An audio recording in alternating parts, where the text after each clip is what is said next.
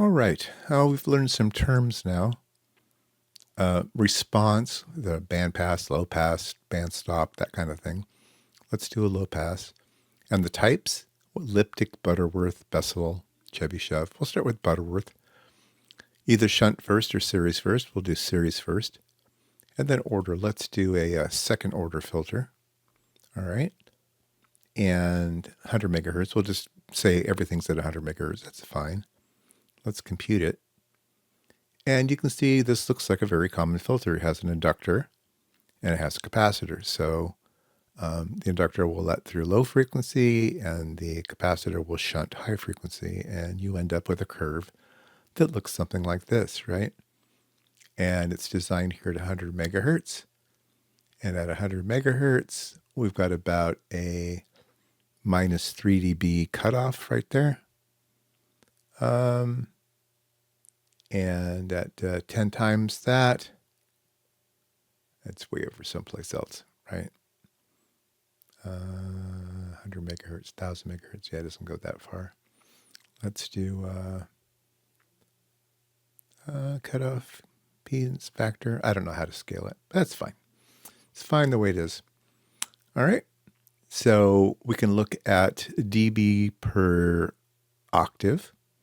So our dB per octave here is minus 12.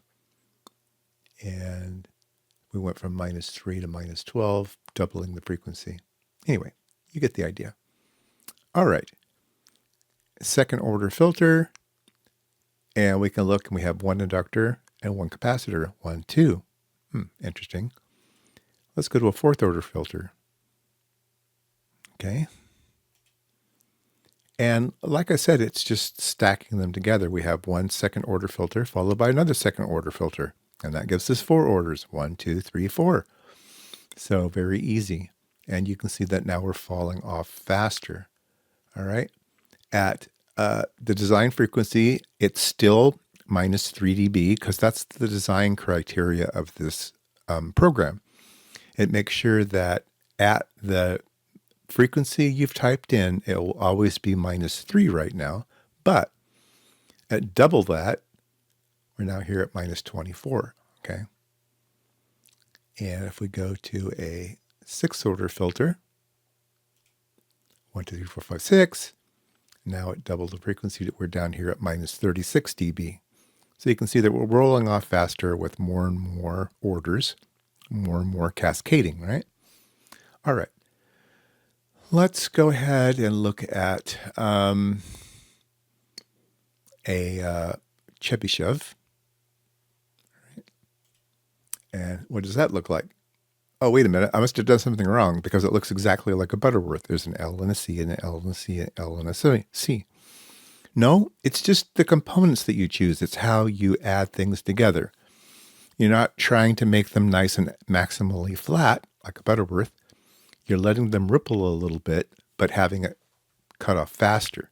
So now you can see that we have a much faster decay here. And at double the frequency, we're down here at minus 44.7. So it is rolling off more for the same order. But it's still 1, 2, 3, 4, 5, 6 components, 6 order. Okay, great. What does a high pass filter look like? It should look exactly the same, except the L's and the C's should be reversed. Yep, the C's are now here and the L's are now here. 6th order. The shape will be exactly the same. If we come here to half the frequency, we're right here at minus 45.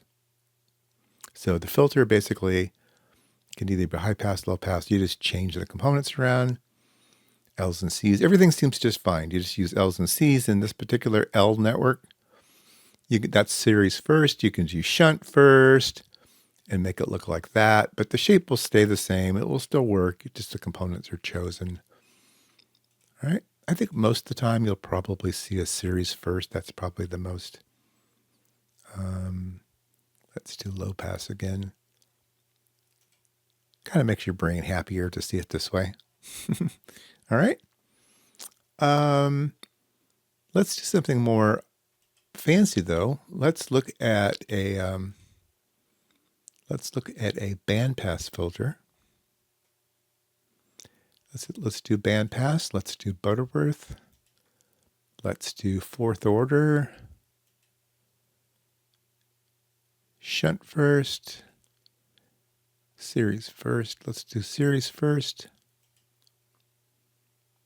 And there it is. There's a nice bandpass filter.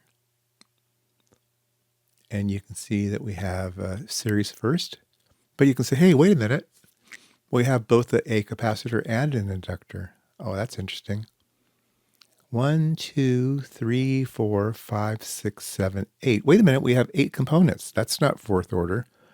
Well, this is composed of a high-pass filter. If you follow this curve up and over, that's a high-pass filter. If you follow this curve and then drop down here, that's a low-pass. And when you put in those two together, the only thing that allows to pass both of those filters is in the middle here. That's the bandpass. So half of the filter is doing the low, half of the filter is doing the high. And the shape of the curve has to do with either the high-pass filter or the low-pass filter. And that's the order. So only 4 components make the low-pass filter. Only 4 components make the high-pass filter. And that's the way that you count their order here. You have to divide by 2 because you have both of them in the circuit. Same thing for band stop. Band stop, wait a minute. Band stop looks funny. It looks like a nice notch filter here, right? And once again, we have 1, 2, 3, 4, 5, 6, 7, 8 components. It's only fourth order. So how do you deal with it? This is weird. Now we have things in series and we have things in parallel. This is really bizarre. So it comes down to needing to learn a little bit more about filters and a little bit more about network theory. It's a little like Kirchhoff's laws, node to node. So this is a node and this is a node. So there's one input and one output for these two guys. There's one input and one output for these guys. And so each one of those is sort of a node. And so, yeah, it's a little strange. Whether they add together or whether they're separate things is a little bit up to knowing more about filter theory. But in this particular case, you can say that we have this group here is an in and an out, and this group here is an in and out. So we have 1, 2, and we have 1, 2. So is it second order? No. But it's still fourth order. 1, 2, 3, 4, 1, 2, 3, 4. But if we go to something like an elliptical filter, this will be a bit strange. Now we have 1, 2, 3, 4, 1, 2, 3, 4, 1, 2. Oh, wait a minute, we have more. 1, 2, 3, 4, 5, 6. Yeah. So whether it's counted singly or doubly is a bit odd. In general, the way that I look at them is if they're a series thing, which is along the top here, they combine to be one thing. So this is just one thing. So it's 1, 2, 3, 4, 5, 6, 7, 8. Divide by 2, because it's a band stop, gives you the fourth order. If we go to a low pass elliptical, once again, it has some funny things going on. It says it's fourth order. 1, 2, 3, 4, 5. We have 5 things. 1, 2, 3, 4, 5 things. So these two seem to be acting as a single node. So now it's 1, 2, 3, 4, fourth order. So do you just do the series thing or do you do the shunt thing? Looks as though you have to do both, and you have to know when one counts and one doesn't count. So I don't know enough how to explain that. It comes down to the actual polynomials for the transfer function. There's a numerator and a denominator. The numerator sets the zeros. The denominator sets the poles. And you can add those together to give you the order. And yeah, that's going to be an advanced topic that I'll probably never teach because I never learned it. I asked one of my friends, I says, do you ever use poles and zeros in your actual work? And he goes, no. So anyway, just let the computer do it. If the computer says it's fourth order, it's fourth order.